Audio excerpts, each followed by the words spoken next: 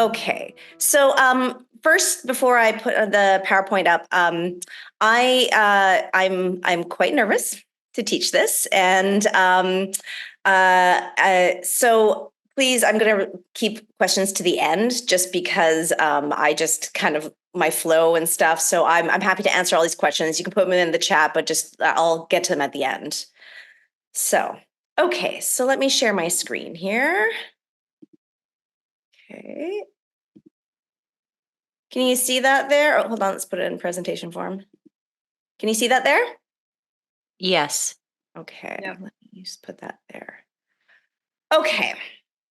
So, and then my other stipulation is I made this PowerPoint and it was from a template, and I didn't realize that the template had all these like features on it until I actually put it in presentation mode 2 days ago.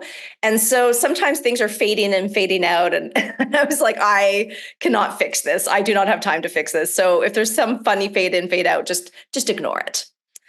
So I want to talk about Zhi Gan Cao Tang, which is my new favorite formula, and a formula I rarely used before, and now I absolutely love it. So I thought I would bring it up here.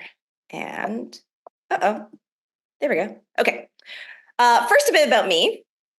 Sharon has asked me quite a few times to teach in the White Pine Circle, and I have dodged it every time. And I mean, I guess the reasons are I always feel like, what do I know? My clinic is certainly not perfect. And often I'll see someone do a presentation and they give the perfect formula and the patient lives happily ever after. And I know that's not what happens. But, I was like, that just doesn't reflect my clinic.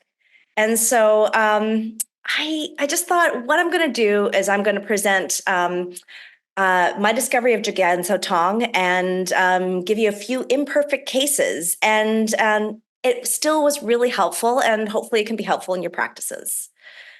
So my mentors, the people who've influenced me the most, are Sharon Weizenbaum.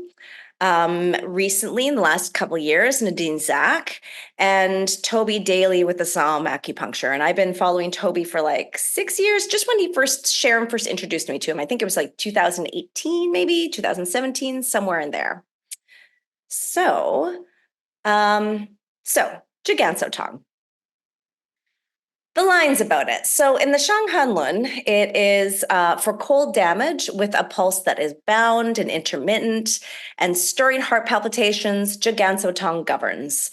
And in the Jingui Yaolui, it's for treating vacuity, taxation, and insufficiency with sweating and oppression, a bound pulse and palpitations. Even though the patient engages in activity as if healthy, death will ensue in no more than 100 days, and in critical cases, 11 days.